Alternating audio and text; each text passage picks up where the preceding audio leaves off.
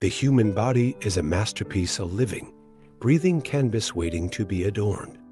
For some, tattoos are self-expression.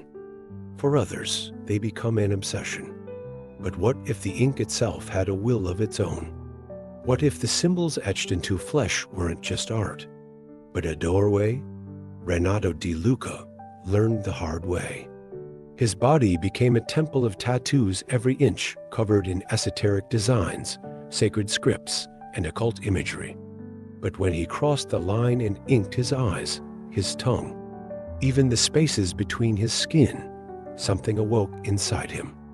Something ancient, something hungry.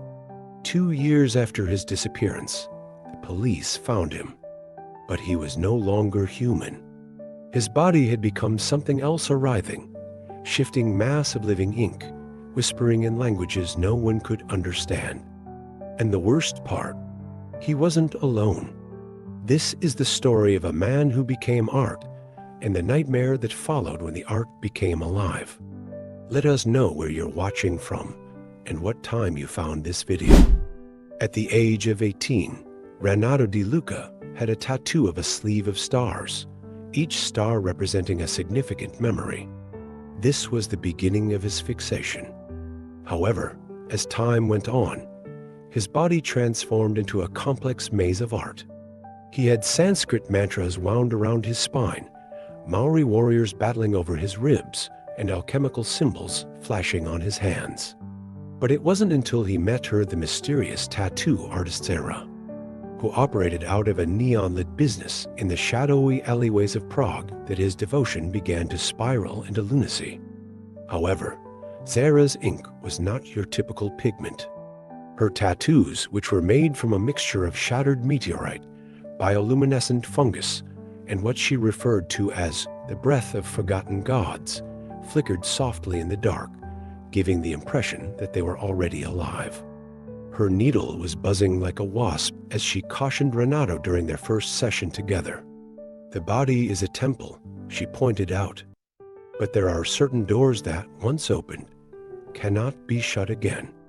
With a giggle, he dismissed her as a superstitious individual.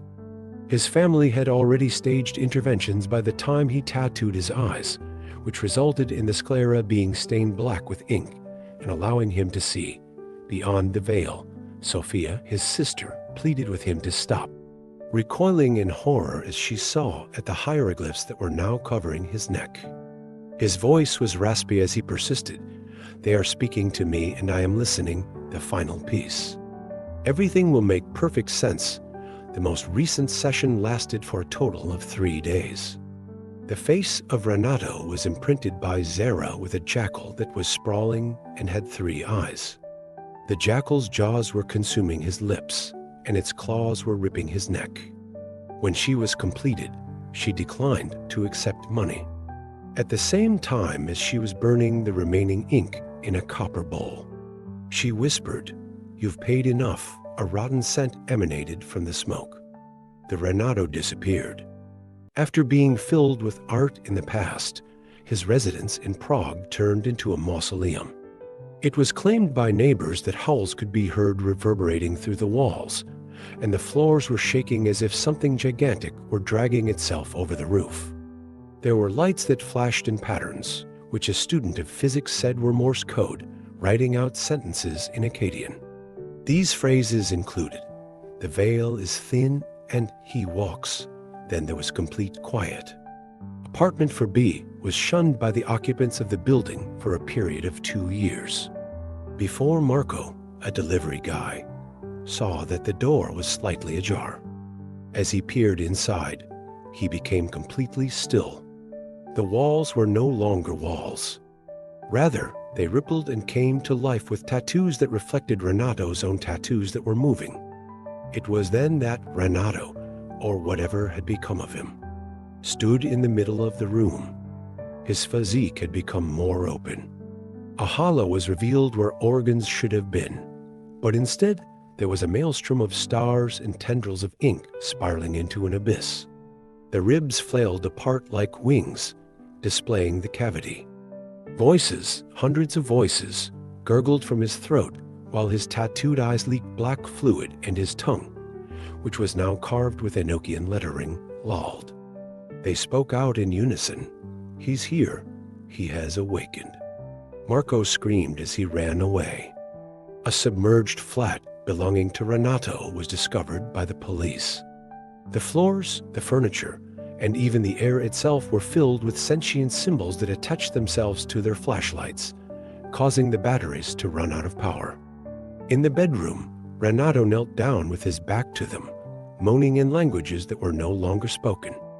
As soon as Officer Kova made contact with Renato's shoulder, his head turned through 180 degrees, and his jaws began to unhinge. The corpse fell to the ground, disintegrating into a pool of shimmering sludge as it did so. On the other hand, the tattoos continued to exist, floating in the air like a pulsing three-dimensional map of a world that was above ours. And the third eye of the jackal, which had become detached, hung above the policemen, speaking straight into their minds. "This door was opened by you. Now he is coming within a single night. Zara's parlor was gone." During the following weeks, Officer Covey experienced the development of rashes that formed words that were intelligible, such as "bring the eye." In the dream that Marco, the delivery guy, had, he saw a jackal eating away at the moon. Additionally, the vortex continues to expand inside Renato's flat. Despite the fact that the authorities have sealed the structure, people claim that the ink is still leaking through the concrete and making its way toward the Vltava River. And what about the jackal with 3 eyes? Historiographers are aware of it. A relief from Mesopotamia portrays the same beast standing guard at the entrance of Kir, which is known as the country of the dead. All along, they had believed that it was a myth. That was not the case. The Vltava River started to move in a different direction in the weeks that followed Renato's disappearance. The reflections of the reflections were twisted by tendrils of iridescent darkness. And fishermen said that they saw constellations flashing under the surface of the water. The dogs howled at the manhole covers, their paws bleeding as they scraped at the designs that had been carved overnight into the iron. These symbols were identical to the ones that Renato had on his tongue. The underbelly of the city was transforming into a living text, and the words that it contained were a warning. Officer Linakova, who was now confined in a government laboratory located outside of Brno, saw the transformation of the rashes seen on her arms into sentences.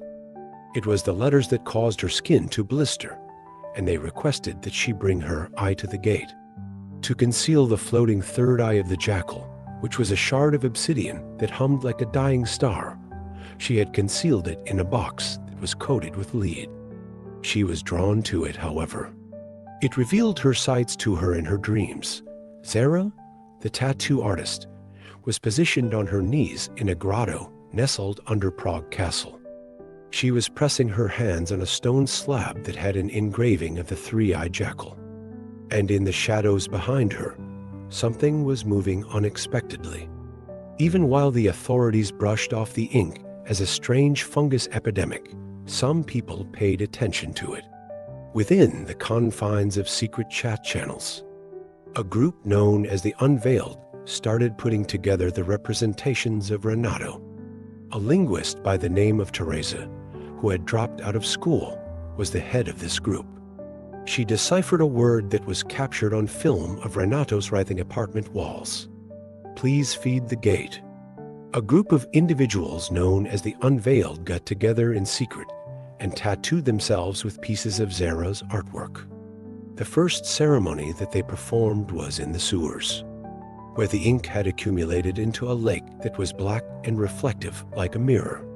Teresa placed her hand into the liquid, and as she did so, the liquid worked its way up her arm, grafting a tattoo of its own accord. The tattoo was a face that was screaming, and it moved over her flesh. Her followers said that her voice could now be heard emanating from manholes, chanting in Sumerian. However, she was vanished by the time daylight arrived.